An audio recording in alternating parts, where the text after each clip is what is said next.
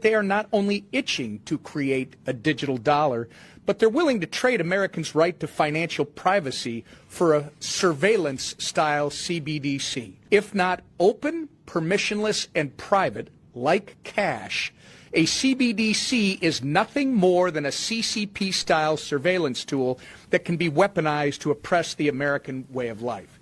We're not going to let that happen, not on House Republicans' watch. That's good. That was one of the few congressmen we were just talking about in the last segment, one of the few congressmen who is on this issue. Connor Tomlinson is another person who's all over central bank digital currency and understanding what it is, and lives over on the other side of the pond. So he is at the tip of the spear and sees it coming. So he's our crystal ball for what's coming here to America and the rest of the world. Connor's a writer and presenter at LotusEaters.com. Connor, how you doing, brother? Pleasure, Mike. Thanks very much for having me back on. We've had quite the studio upgrade since the last time I spoke to you. Well done. Always upgraded. Always things looking up. I love it, man. Well deserved. Tell me about CBDCs, central bank digital currencies. What do we need to know? Well, the name is as it says on the tin. It's a digital currency which the government can inflate, manipulate, and confiscate at any time. Unlike a traditional cryptocurrency, where the blockchain exists to hypothetically empower the people who own it. So you have a digital ledger, so you can ensure that it has had its integrity at all stages of use, so you can retrace it from creation through every transaction until it ends up in your hands. The central bank digital currency creates a kind of line of use between everyone who's ever used it for the government to surveil at any time. And so this means that no economic transaction will fall outside the purview of the state. There will no longer be any cash-in-hand businesses like your local lemonade stand or your lawn mowing thing that you could do as a teenager that won't be subject to taxation, or certain businesses which spread dissident ideas that the Biden administration don't like very much may not be able to be paid patronage if they put them on a blacklist for spreading misinformation. Ooh. And the other interesting thing as well is that they are currently looking at possibly co-opting existing technologies.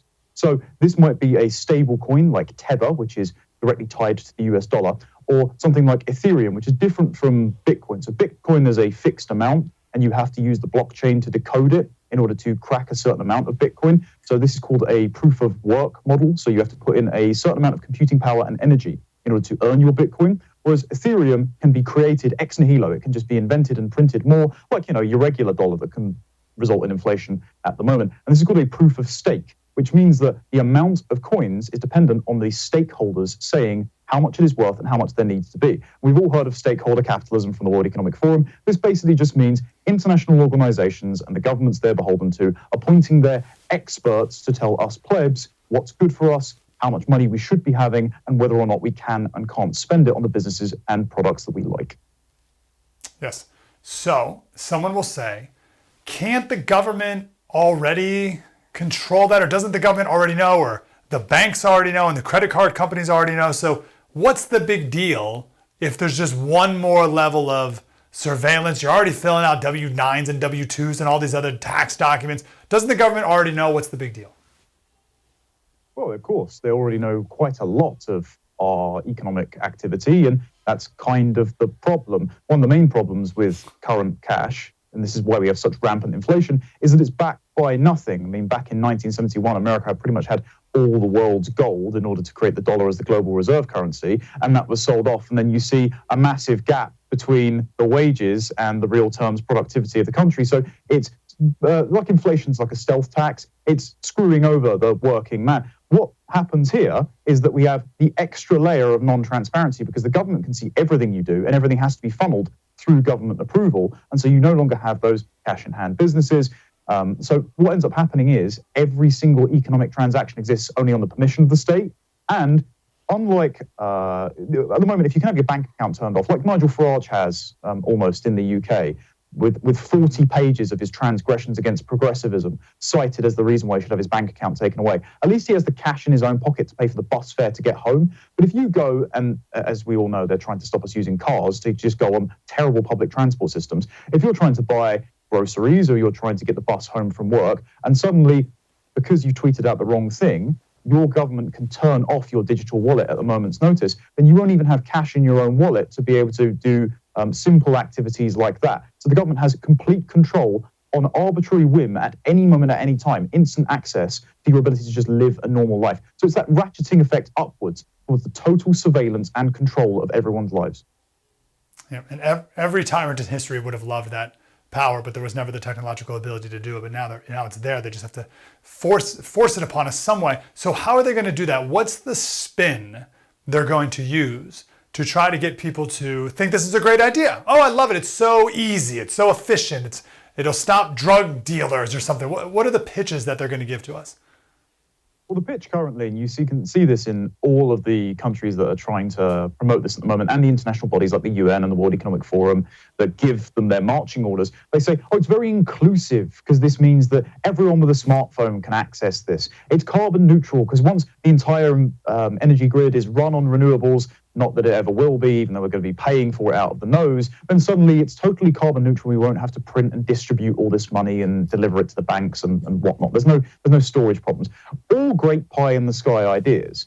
The issue comes when they manufacture consent in order to have this, not just with the climate issue, raising scaremongering concerns about the planet burning, and so you have to give over all of your freedoms and all of the existing energy means that can actually generate good energy because, I don't know, worse pollution or something. It's not like they can't capture the carbon. But anyway, the problem comes when you see what they do in the UK and sort of what they're doing in the States now. So what governments have done during lockdown is they printed loads of money in order to pay for stimulus checks or what we called the Eat Out to Help Out schemes and the furlough payments, basically paying people to stay at home and subsidizing businesses that were closed to try and keep them afloat. Well, when all this money supply enters the money system, it hits about 18 months or so later, and the goods have stagnated, but the amount of money has increased. So inflation happens, tax on the poor, but it also means that the government have created an economic crisis that they can then use as CBDCs as the solution for. So they've manufactured the crisis, and then they introduce the solution that they always wanted anyway.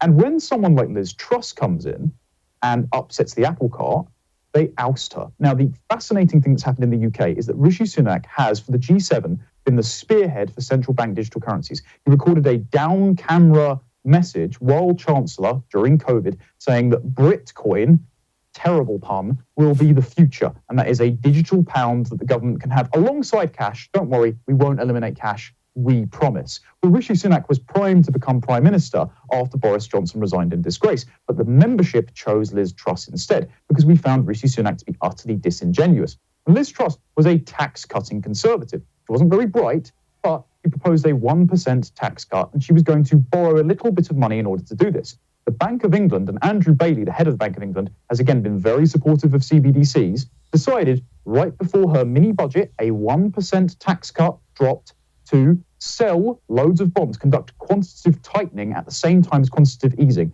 Now, Britain is the only country in the world doing that risky strategy, by the way, and our economies are hitched to America and China. So if one of you guys fail, especially China because they hate us, then our plan won't work out anyway. So when the news of that hit, it coincided with Truss's budget, and it looked like, oh, Liz Truss has crashed the economy.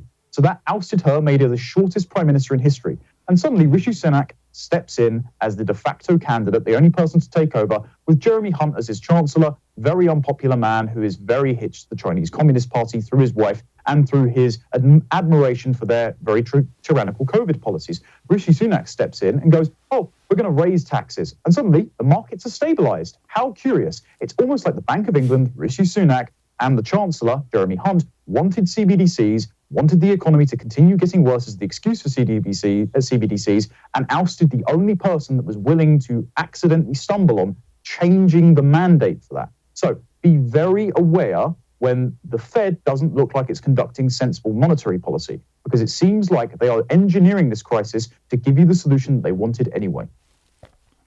Never let one of those crises go to waste. You guys are our crystal ball. I know you just beautifully gave us a story of how that goes. And you mentioned Nigel Farage as well. That's a hint, I believe, of what's to come here in America. Tell the Nigel Farage story briefly so we can see exactly, I think, what this will look like. And we can imagine how a digital currency would make it even easier. Oh yeah, Nigel Farage, Mr. Brexit, probably one of the most popular people in political life over in Britain. One of the only people capable of holding our elites to account as well. Had his bank account with Coutts Bank, which is a private bank, sort of. It's hitched to NatWest, which is actually partially government owned after the 2008 financial collapse. He was warned that it was going to be taken away from him. And the BBC reported that it's because he didn't meet the threshold for the amount of money he had in his account, which was something like a couple of million or something like that. Can't remember off the top of my head. But Nigel assured, without releasing his bank details, because that's his right not to, that he absolutely had the money in there. It turns out that one of the executives was sitting at an awards dinner next to a BBC journalist, and the BBC took her word for it without vetting their source. What actually happened was there was a 40-page internal document that said, we are an inclusive bank, and Nigel Farage not taking the side of Ukraine unquestioningly in the Ukraine-Russia war, being for Brexit, and tweeting out clips of Ricky Gervais talking about trans issues in jokes meant that those were transgressions which warranted him being debanked. Now, other members of his party, he's currently the chairman of Reform UK, formerly the Brexit Party. The head of the party, Richard Tice, can't get a bank account. Reclaim Party, Lawrence Fox's party, a similar right-wing party in the UK, has been refused a bank account as well. There have been other figures who have been deplatformed, just like the Canadian truckers have. And so this is a premonition of what's to come, because what's happened is they have ascribed us, as well as the corporate social credit score, the ESG, a consumer social credit score. And the incentive there is for ESG compliant companies to rank their customers' compliance with their ESG mandates. So if you are an aberration, if you tweet out something against progressivism, diversity, inclusion, and the climate crisis, suddenly you're not an asset for the bank, you're a liability. So actually their ESG compliance goes up if they take your account away. And what's happened is Nigel Farage, they just went for someone too big at this stage in time because they had to back off, executives were fired, and he might be getting a payout. But people like Richard Fothergill, a reverend in the UK, who, when asked by his bank for feedback, wrote to his small Yorkshire building society, well, I don't really like your pride celebrations. Maybe you can bring that back a bit. He was debanked. So what's happening is it's happening on the ground level. Regular people are having this done to them. It's only going to get worse. And the people that don't have Farage's platforms are going to be left out of the conversation. So we really need to pay attention to this stuff. No question. Well done. Connor Tomlinson, writer, presenter at LotusEaters.com. Connor, thank you, sir, for your insight. Thank you very much.